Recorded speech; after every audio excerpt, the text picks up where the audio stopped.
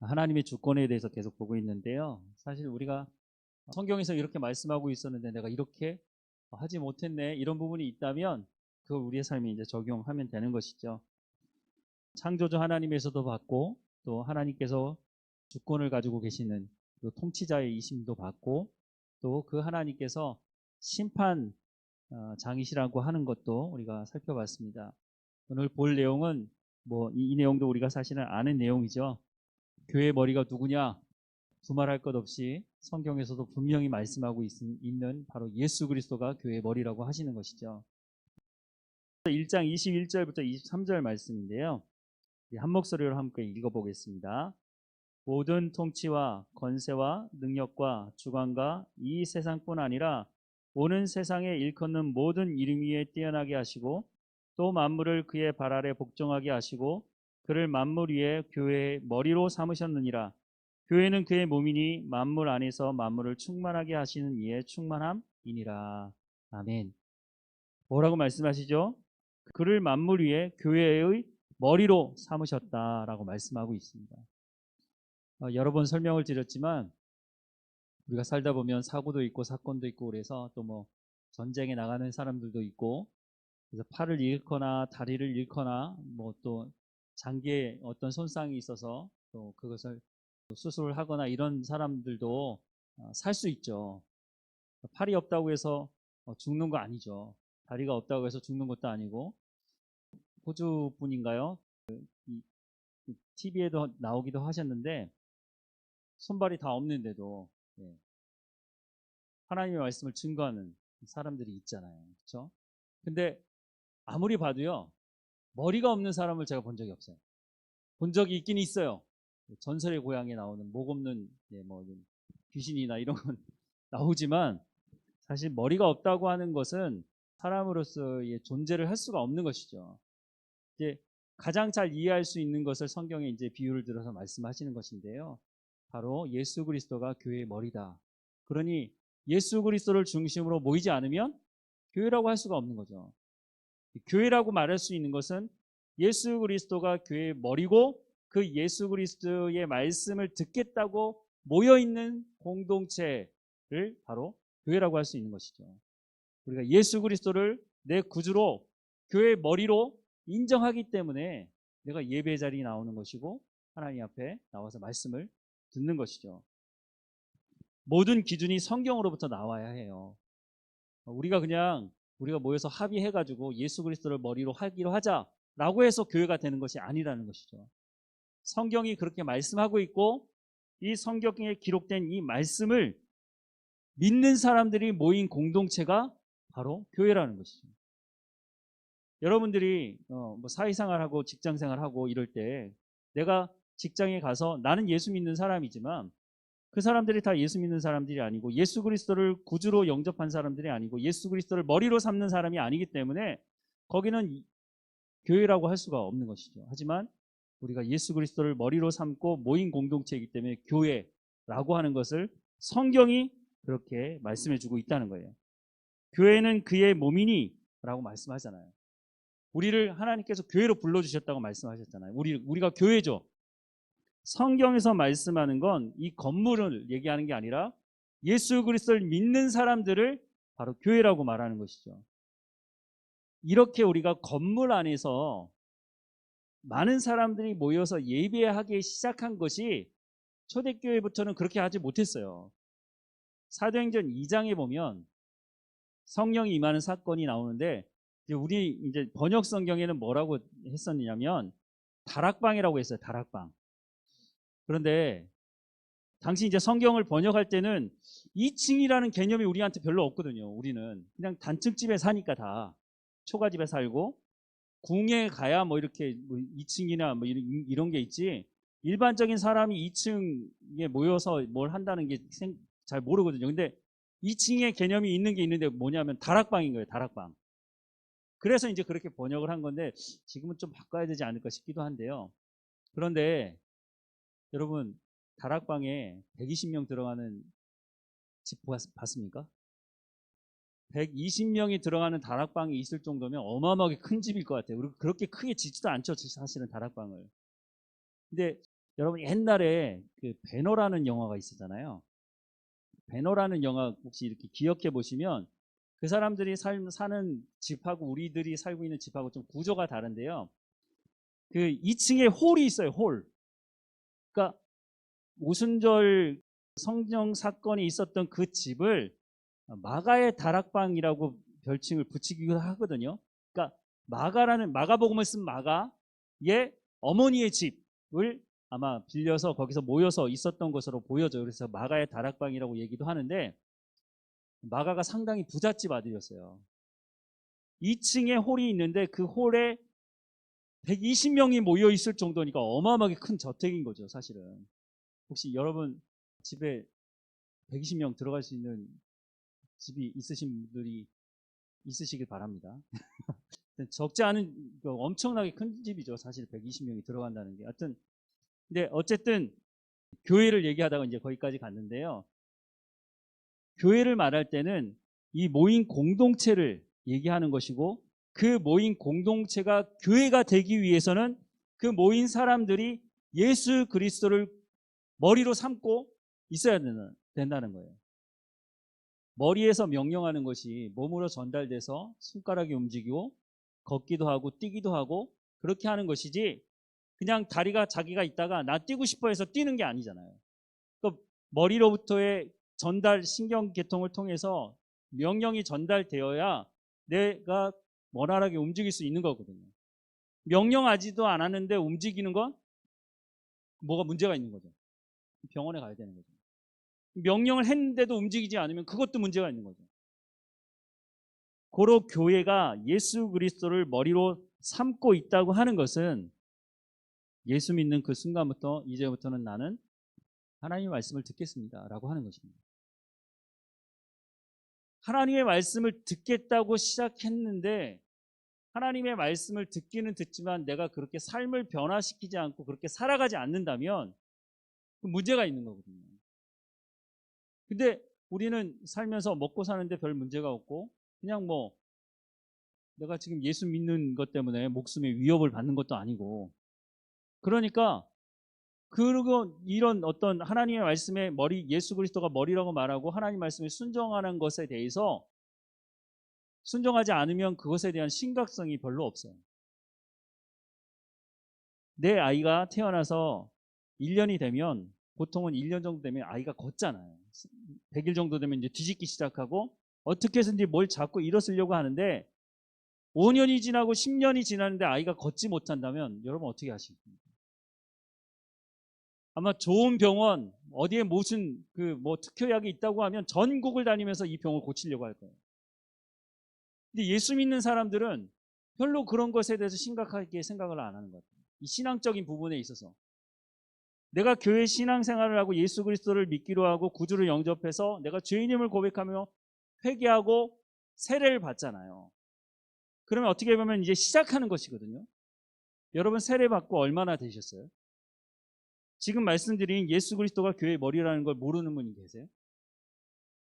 내가 신앙생활을 10년 하고 20년 하고 30년, 40년, 50년 평생을 하고 왔는데 그런데 뛰어야 될 때 뛰지도 못하고 걸어야 될 때 걷지도 못하고 이 신앙적인 어떤 도전이나 시험이나 이런 고난이 왔을 때 그것을 해결하지 못하고 늘 그냥 아이들이 그냥 엄마만 바라보면서 울기만 하고 그런 것처럼 그런 수준으로 내가 살아가고 있다면 그거는 심각한 무슨 병이 있는 것이거든요.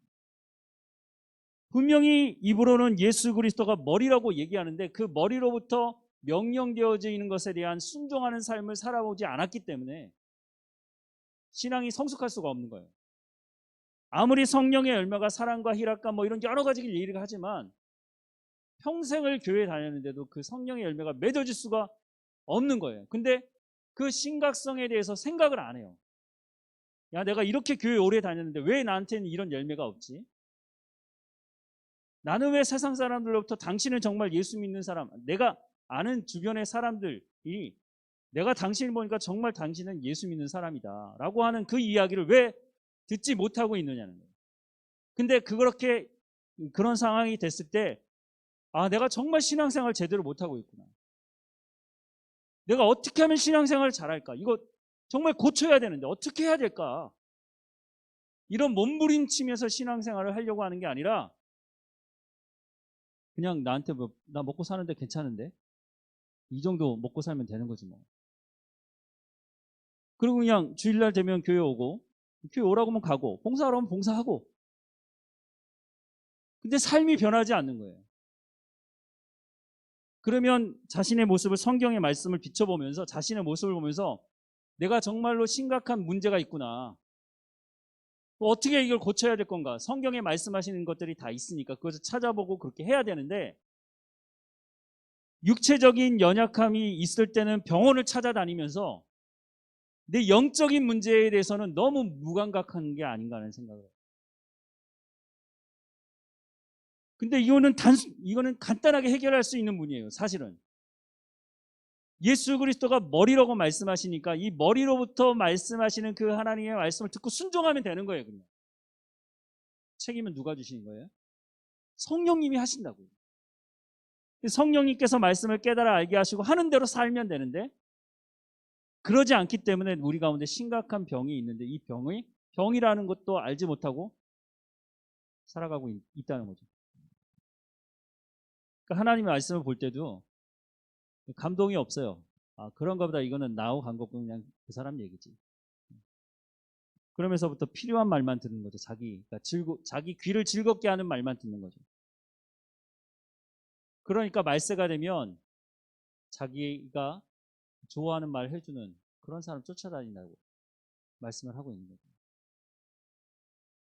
우리가 정말로 교회의 머리가 예수 그리스도라고 인정한다면 성경의 말씀을 들어야죠.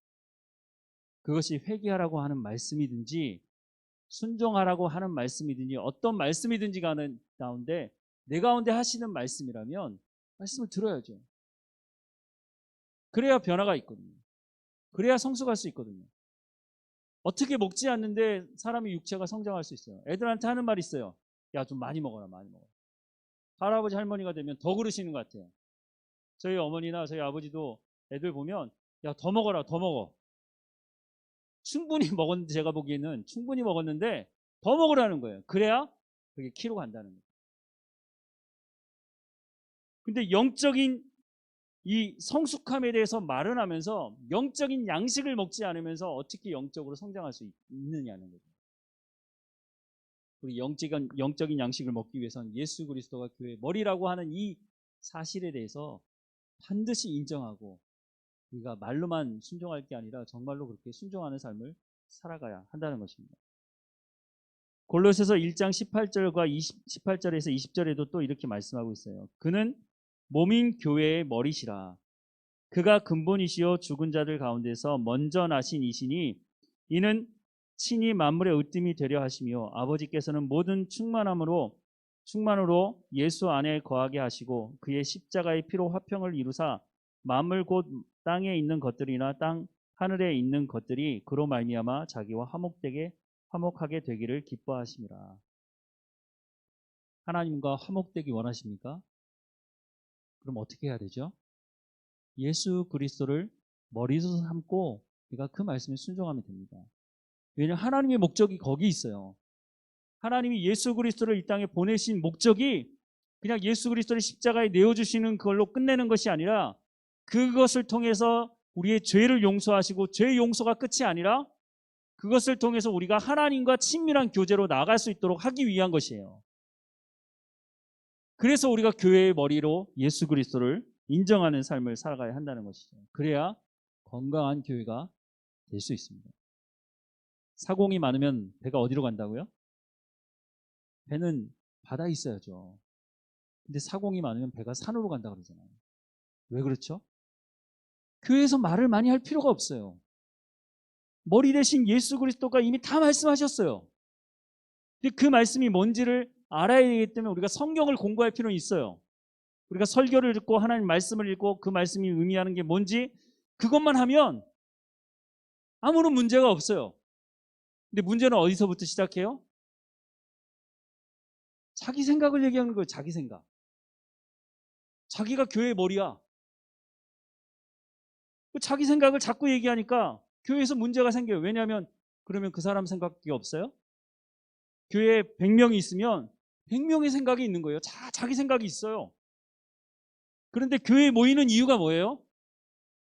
하나님께 예배하기 위해서, 하나님의 말씀이 뭔지 알기 위해서, 내가 하나님의 자녀로 살아가기 위해서 하나님 말씀을 알아야 되니까. 그래서 모이는 거예요. 내 말을 할 필요가 없는 거예요. 내가 무슨 부서의 장이든지 뭐 무슨 직분을 맡았든지 내 말을 할 필요가 없는 거예요. 기준이 다 여기 있어요. 성경에 있어요. 구제하라고 말씀하셨으니 구제하는 거예요. 하나님께서 이런 것을 하라고 말씀하시면 그냥 하면 되는 것이죠. 근데 문제는 내 생각을 얘기하니까 그래요. 저는 그렇게 생각하지 않습니다. 그건 교회가 아니에요. 하나님이 말씀하시는 것을 듣고 순종하는 것이 교회인 것이지, 제 생각은 그렇지 않은데요. 그건 교회가 아니에요. 근데 근거가 있어야 돼요. 내 생각은 그게 아닙니다라고 얘기할 때 그게 하나님의 말씀으로부터 근거가 나와야 되는 것이지, 그냥 자기가 나는 그렇게 생각 안 해요. 이러면 곤란하죠. 교회 공동체가 연합될 수가 없는 거죠. 에베소서의 교회에 대해서 얘기하면서 한 가지 말씀하는 거, 중요한 것 중에 하나는 뭐냐면 교회의 연합이에요. 교회가 하나 되자고 말하잖아요. 말은 많이 하는데 도대체 어떻게 하나가 돼야 되는지에 대해서 별로 아는 사람들이 없어요. 교회가 하나 돼야 된대요. 어떻게 하나 돼요? 성경을 안 보니 자기 생각을 얘기하는 거예요. 내 생각은 이렇게 하나 돼야 된다. 또 다른 사람은 내 생각은 이렇게 하나 돼야 된다. 그렇게 막 얘기하는 거예요. 하나님 중심으로 하나 되라고 얘기하는 것이지, 어떤 한 사람의 주장이나 어떤 한 그룹의 주장대로 교회가 하나 돼야 된다고 성경은 그렇게 말씀하고 있지 않아요. 교회가 아니에요. 성경이 말씀하시는 대로 하나님 안에서 예수 그리스도가 이 땅에 오신 것이 하나님의 구원을 계획하셨고, 예수님이 이 땅에 오셔서 십자가 사건을 통해서 하나님의 구원을 계획을 성취하셨고, 성령님께서 우리의 구원을 보증하시잖아요. 목적이 한 가지예요.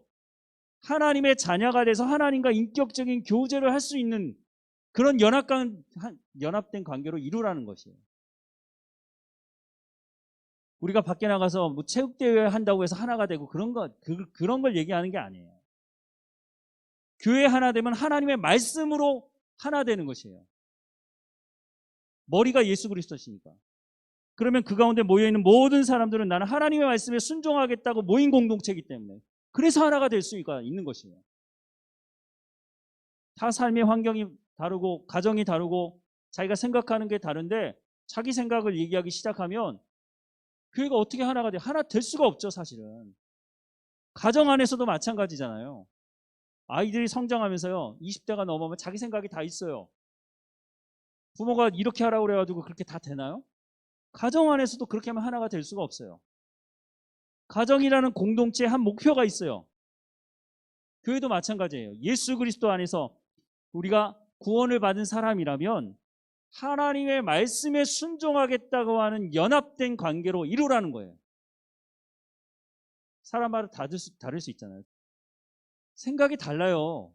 근데 어떻게 하나 되느냐고요. 하나 될 수가 없어요. 그런데 예수 믿는 사람은 하나가 될 수 있어요. 왜냐? 하나님의 말씀이 기준이 되기 때문에. 하나님이 그렇게 말씀하신 것에 대해서 생각들이 다 다르지만 하나님이 그렇게 말씀하셨고, 나는 그 하나님이 보내신 예수 그리스도를 머리로 삼고 내가 그 말씀에 순종하기로 했으니까, 내 생각은 그렇다 하지 않을지라도 나는 하나님 말씀에 순종하겠습니다. 그래서 연합된 관계로 이루라고 말씀하고 있는 거죠. 뭘로 하나 되겠다는 거예요. 여러분, 하나 되기 위해서 기도하는데 도대체 어떻게 하나가 되느냐고요. 그렇게 기도하는 사람들조차도 하나님 말씀에서 순종하지 않으면서 하나 되게 해달라고 기도하면 하나님도 참 난감하신 거예요. 아니, 내가 너희에게 보여줬지 않느냐. 너희가 교회를 이룰 수 있도록 해줬고 교회의 머리를 예수 그리스도로 삼아 주었는데 뭘 자꾸 하나 되게 해달라고 기도하느냐는 거예요. 네가 순종하면 된다고 말씀하시는 거죠.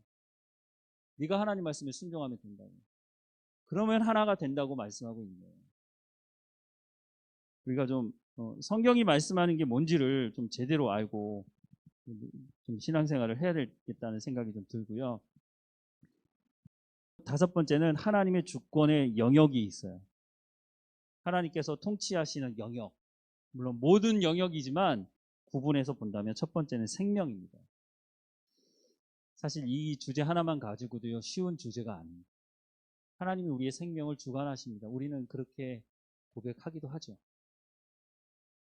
근데 이게 쉬운 고백이 아니에요, 사실은. 하나님이 내 생명을 주관하신다? 그 말이 무슨 말이에요? 근데 우리는요, 좀 이기적인 부분이 있어요. 저부터 시작해서 하나님은 생명의 주관자십니다라고 딱 얘기하면서 밑에 이렇게 밑밥을 깔아두는 게 있어요. 하나님, 저는 아프면 안 됩니다. 전 살 만큼 살아야 되고요. 하나님, 저는 누릴 만큼 누려야 되니까 하나님 생명의 주관자가 하나님이시니까 하나님 나 책임져 주세요.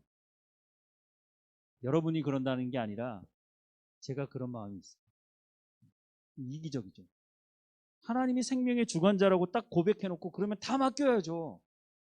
근데 긍정적인 것만 생각해요. 나한테 나쁜 것이 일어날 것에 대해서는 전혀 고려하지 않는 거예요. 무조건 살아야 되고 무조건 성공해야 되고 그런 걸 전제로 딱 깔아놓고 하나님은 생명의 주관자십니다. 이렇게 말하는 거예요. 볼까요?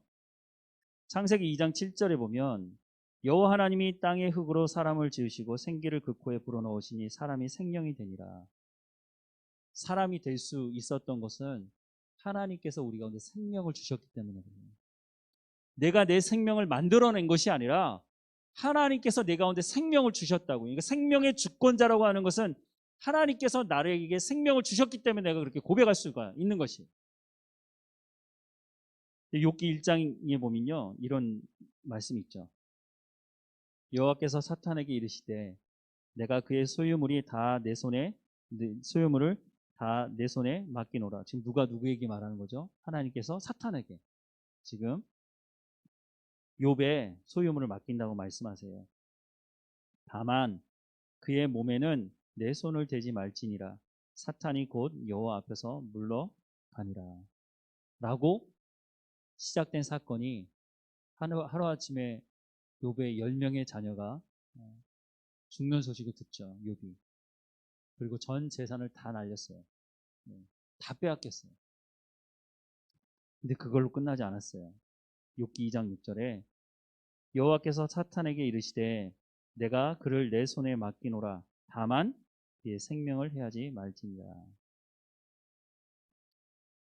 욥이 엄청난 고난에 직면해 있습니다. 물론 각 사람이 자기가 당하는 고난이요 제일 큰 고난이라고 생각을 합니다. 군대 갔다 온 사람 얘기 들어보면요, 정말 무슨 지금 방위가 없죠. 옛날에 저 있을 때는 방위가 있었는데요. 방위 갔다 온 사람이 제일 말이 많아요. 무슨 특수 공수부대 갔다 온 것처럼 얘기를 하는 사람들이 있는데 그러니까 자기가 제일 힘들었다는 거예요. 군 생활하는데 나만큼 힘들었던 사람이 없을 거라고 이렇게 얘기를 하는 사람들이 보면은 정말 힘든 군 생활 한 사람들은요 얘기 안 해요 잘. 근데 어설프게 한 사람들이 하여튼 말이 많은데 어쨌든 후방에 좀 후방이 있으면 좀 편하거든요. 전방에는 좀 빡시고 왜냐하면 전방에 GP나 이런 데 가면 실탄을 끼고 다니거든요. 잘못하면 실탄을 쏠 수도 있으니까 그러니까 공기가 셀 수밖에 없죠. 근데 어쨌든 정말 어려움을 당하는 사람들은 사실은 별로 얘기를 안 해요. 오히려 너무너무 힘들어서 그럴 수도 있겠고 근데 어쨌든 각 사람이 당하는 고난을 이렇게 저울로 어떤 사람이 고난이 더 심각하고 어려운 고난을 당한다고 이렇게 얘기할 수는 없지만 어쨌든 자기가 당하는 고난이 제일 힘든 고난이라고 사람들은 생각을 합니다. 근데 객관적으로 아무리 봐도 내가 당하는 고난, 저도 지금까지 살아오면서 여러 가지 역경들이 있었지만 욥기를 볼 때는요 할 말이 없어요. 간혹 가다가 자녀를 먼저 하나님의 품으로 보내는 부모님들을 봐요. 정말 힘들어요. 보는 사람들도 힘들어요. 본인들은 얼마나 힘들겠어요. 근데 욥은요 하나가 아니고요 하루아침에 10명의 자녀를 다 보내게 됐어요. 이거는 사실은 뭘로 위로를 할 거예요, 이걸. 우리는 너무 쉽게 그냥 이렇게, 그런가 보다 성경을 쭉 넘어가지만, 사실 그런 경험이 있으신 분들은요, 그 한 구절 앞에서도요, 정말 그 한 구절을 넘어가기가 쉽지 않죠. 재산을 잇는 것도 그래요. 평생을 일해서 쌓아온 것인데, 하루아침에, 아니, 이게 뭐 몇 달이 걸린 것도 아니고, 몇 년이 걸린 것도 아니고, 그냥 그날, 전 재산을 다 날렸어요. 욥이 어떤 생각을 들겠어요? 내가 뭘 잘못했다. 욥이 하나님께서 경건하다고 말씀을 들었던 사람인데, 네, 하나님께서 이것을 욥에게 허락하시고 있죠. 이 고난을 하나님께서 허락하고, 욥은 몰라요. 욥이 욥기가 끝날 때까지 이 모든 일들이 일어나는 것이 하나님께서 중심에 있었다고 하는 것을 욥이 몰라요. 우리도 다 이해할 수가 없죠. 이런 하나님에 대해서 어떻게 받아들이고 어떻게 이해해야 될까 참 고민입니다. 근데 욥은 끝까지 어떤 것을 인정하고 있어요? 생명의 주관자가 하나님이시라는 거예요. 그러니까 얼마나 고난 당하는 것을 옆에서 본 그 아내가 하는 말이 차라리 하나님을 저주하고 죽어버려라 라고 얘기할 정도로. 근데 우리는 욥에 대해서만 보지만 욥의 아내도 마찬가지 아니에요? 욥의 아내가 낳았어요. 10명의 자녀는요. 욥이 낳은 게 아니에요. 사실 어머니의 그 사랑이, 네, 뭐 두말할 거 없죠, 사실. 자기도 너무 괴로운데 자기 남편이 육체에 너무 심한 병이 걸려 있으니까 차라리, 아니 우리가 하나님 앞에 뭘 잘못했길래 우리한테 하나님께서 이런 어려움을 당하게 하시느냐, 차라리 하나님을 욕하고 죽어라. 그냥 나오는 말이 아니죠. 사실은 그냥 저주하려고 하는 말이 아니에요. 얼마나 괴로웠으면 그 얘기를 했겠습니까? 그런데 하나님께서 생명의 주관자라고 하시는 것은 사탄이 아무리 능력이 있어도요, 아무리 세상을 들었다 놨다 하는 권세가 사탄에게 있다고 할지라도 하나님께서 못하게 하는 건요, 사탄도 할 수가 없어요. 욥의 생명을 건들지 말라고 얘기하니까 욥의 생명은 건들 수가 없는 것이죠. 왜냐? 생명은 하나님의 주권이기 때문에.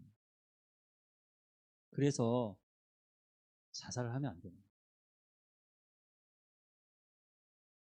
조금 어려울 수도 있겠지만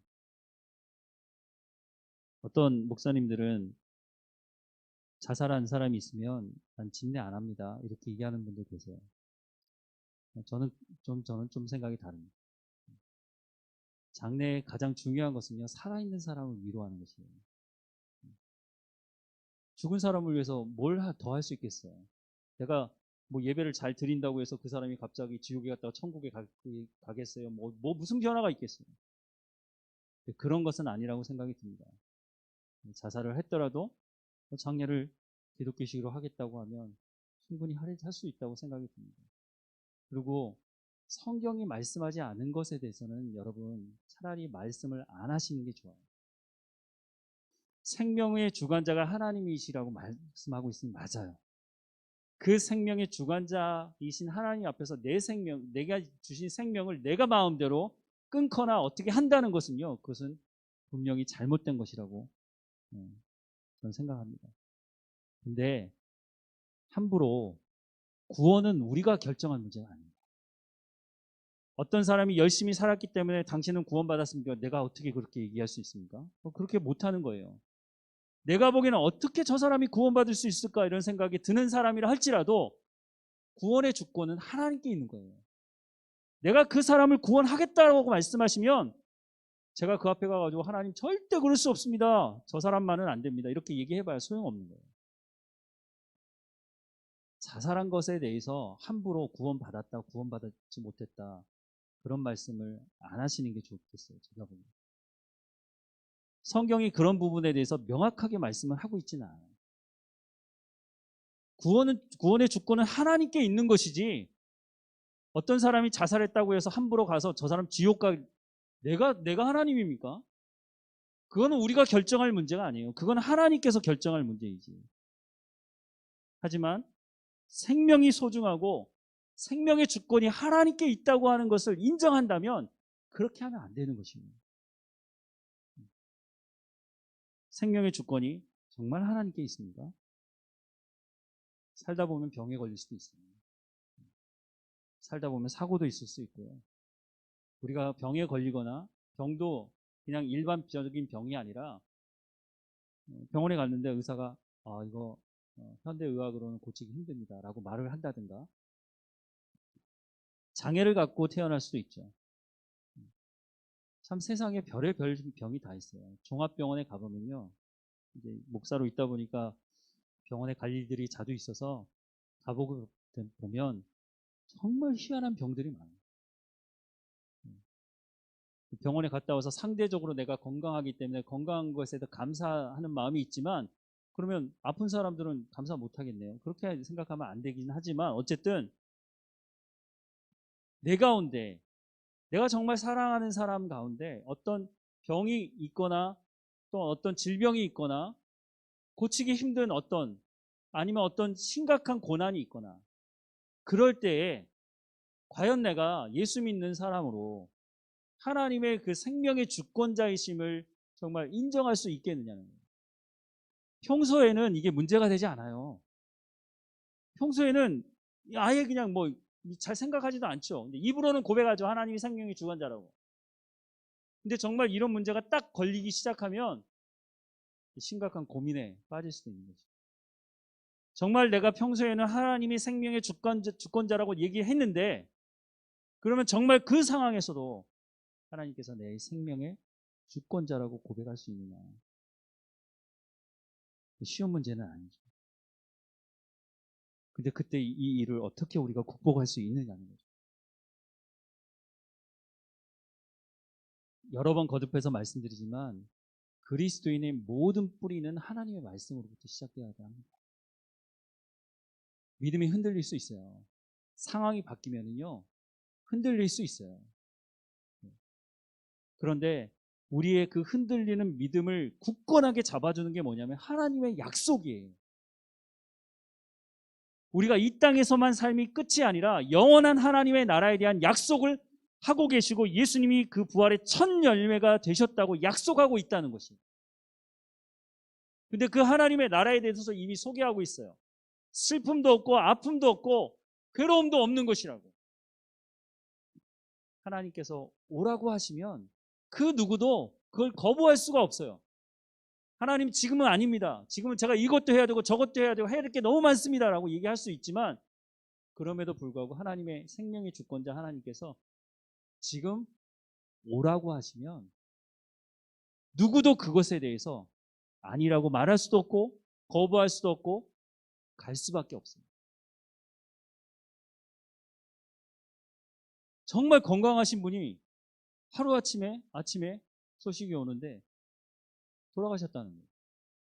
이해가 안 되죠. 어떤 사람들은 저분은 정말 더 오래 사셔야 되는데 저런 분이 정말 오래 사셔야 되는데 그런데 하나님께서 때가 되면 데리고 가세요. 그때에 내가 정말로 하나님의 생명의 주권을 인정할 수 있겠는가. 그게 내가 될 수도 있는 거지. 생명의 주관자이신 하나님의 주권 그 영역에 대해서 정말 인정하겠느냐. 그런데 이게 왜 중요하냐면요. 이것을 인정해야 지금 내가 해야 될 일이 무엇인지를 알 수 있어요. 이걸 인정하지 못하면요. 불평하게 되고 원망하게 되고 괴로움 속에서 살아가요. 그러니까 지금 해야 될 일을 못해요. 그런데 생명의 주관자가 하나님께 있고 내가 심각한 병에 걸려서 치료해야죠. 하나님이 주신 약물도 있고 의사도 하나님 훈련시켜 주셨으니까 내가 할 수 있는 것들은 하지만 내가 이것이 치료가 되지 않아서 하나님 부르신다고 한다면 하나님 가겠습니다.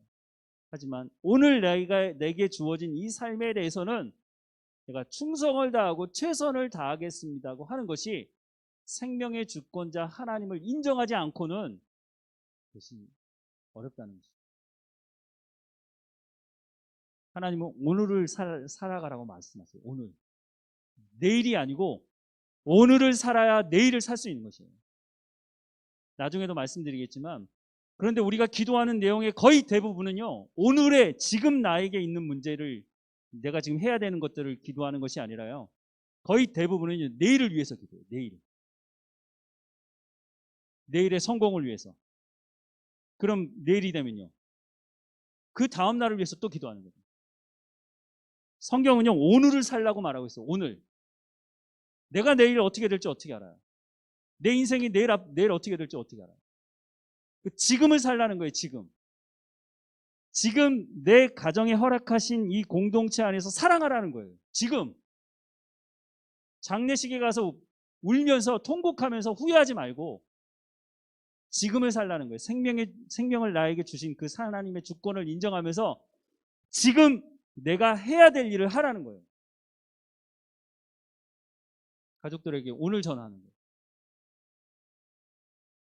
내가 내 손주들에게 오늘 사랑한다고 얘기해 주는 거예요. 내일 하지 마시고 오늘 하라는 거예요. 오늘. 내일 예배하겠다고 얘기하지 마시라는 거예요. 오늘 예배하라는 거예요. 오늘.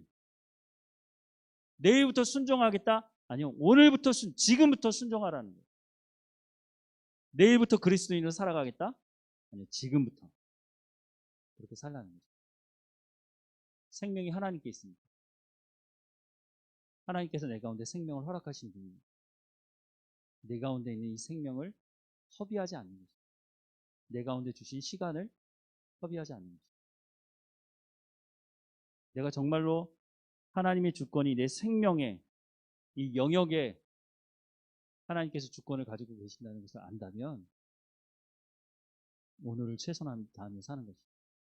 그래서 그리스도인들에게 가장 중요한 것은 오늘이에요. 오늘.